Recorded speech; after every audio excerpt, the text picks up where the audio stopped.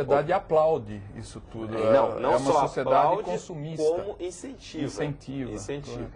A gente tem algumas manifestações modernas, bem atuais também disso. É a questão que a gente pode citar, o Second Life. Hoje se fala bastante, né, desse espaço virtual na internet, onde a pessoa cria um personagem, um avatar, né, e ela vai então interagir, vai se manifestar através desse espaço na internet. O que acontece? Até aí tudo bem. O problema é que tem pessoas hoje que passam 2, 5, 10 horas por dia justamente com um personagem fictício, né, para poder interagir com outras pessoas. Então veja, é o Second Life, a segunda vida. E a primeira vida? A First Life. Ela está fugindo da sua primeira vida. Porque a primeira vida, para ela não lhe agrada. Então a pessoa que fica 10 horas por dia, ou que seja 5 horas por dia, isso já é uma fuga da sua vida real.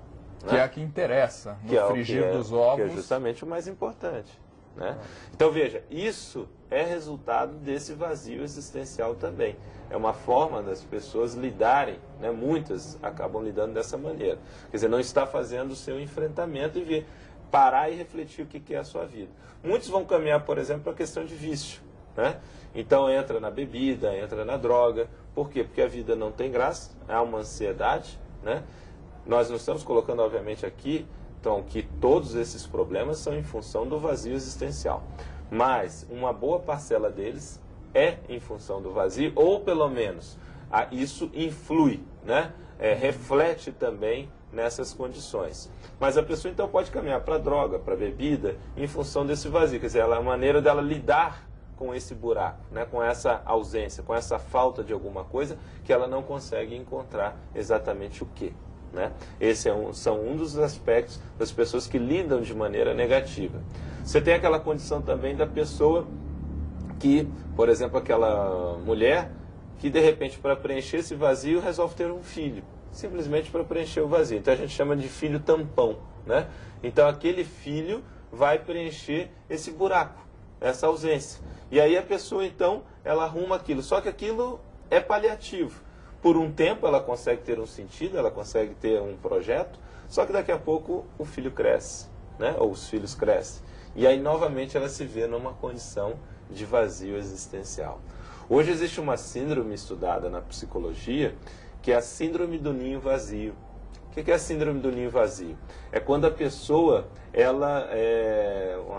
principalmente mulheres que têm essa condição, que sempre viveram para a família, dona de casa, e de repente os filhos crescem. Por um bom tempo ficavam envolvidas com a rotina doméstica, né?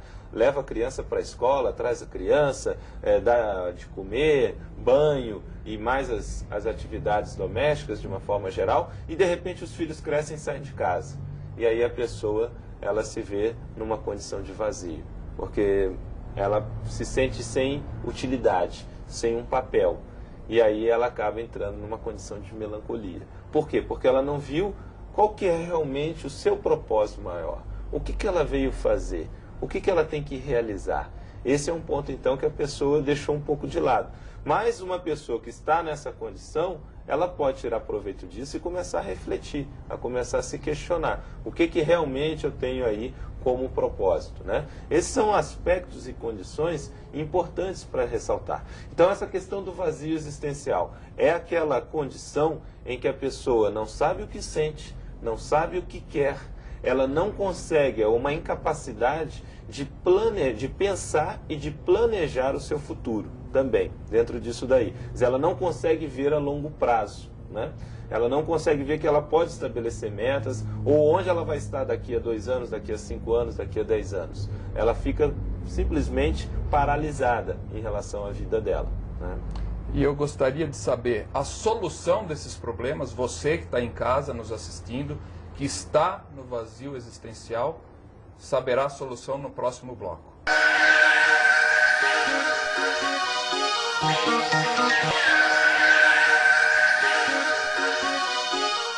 De volta com o programa Ciência e Consciência com o professor Loche. Loche, nós estávamos falando sobre o vazio existencial.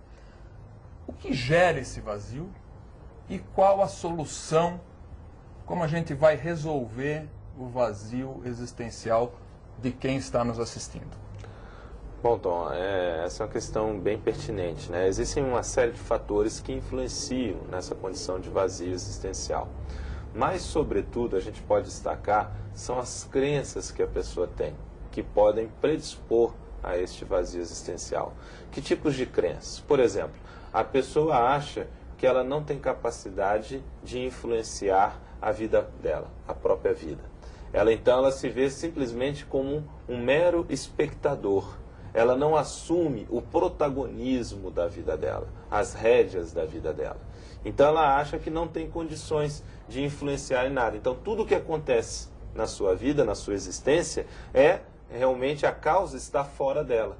É o que a gente fala de um locus de controle, né? Um conceito que é até utilizado na psicologia, é um locus de controle externo. Vamos traduzir.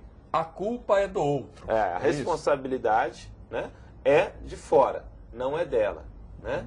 Então a pessoa, ela se vê assim, que ela não é capaz. Simplesmente as coisas acontecem na vida dela e ela não tem como decidir como agir sobre isso. Né? Ela acha então que ela não tem um livre arbítrio maior. Outra crença é no sentido de que ela não tem essa autonomia, que as coisas sempre devem ser decididas por outras pessoas. Isso até certo ponto é uma condição que a gente chama de decidofobia, é o medo de decidir.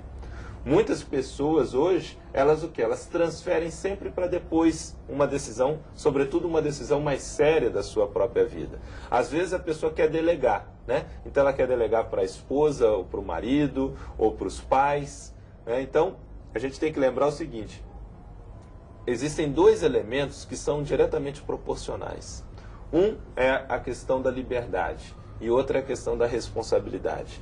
Quanto maior for a liberdade, maior é a responsabilidade. Só que muitas dessas pessoas têm medo da responsabilidade. Então o que elas fazem? Elas próprias, consciente ou inconscientemente, restringem a sua própria liberdade. Para quê? Para diminuir a sua responsabilidade. Então é isso. Elas querem delegar para os outros questões ou decisões sérias em relação à sua própria vida. Lógico, né? Isso seria falta de coragem, falta de maturidade. O que seria isso? Entra o fator a insegurança, né? Aí a questão da falta da coragem, a questão do medo. Isso são fatores que vão colocar. Essa pessoa, por exemplo, que ela tem sempre a condição de falar assim, se não for para transferir isso, a responsabilidade para parentes, para pessoas próximas, ela transfere para Deus. Já viu aquela pessoa que qualquer coisa ela fala, se Deus quiser. Então, nunca é ela. Se der errado é porque Deus não quis. Se der certo, também não foi o trabalho dela, foi porque Deus quis assim. Então, veja, isso é muito comum. A pessoa começa a pensar dessa maneira, a agir dessa maneira. Então, a gente tem que começar a se conscientizar que nós precisamos, né, assumir as rédeas da nossa vida. Né? As pessoas reclamam muito, às vezes querem que a vida delas mude. Né? Só que elas querem que o mundo mude, sem elas precisarem mudar. Né? Então essas são condições e crenças, né, parte da forma da pessoa interpretar a realidade, que acabam predispondo a condição de vazio existencial. Por outro lado, Tom, existem hoje milhões de pessoas que relatam também a condição ou uma espécie de convicção íntima de terem algo a realizar, que é justamente o outro lado, o lado contrário do vazio existencial. Essas pessoas têm uma espécie de noção, né, uma noção de missão, de tarefa,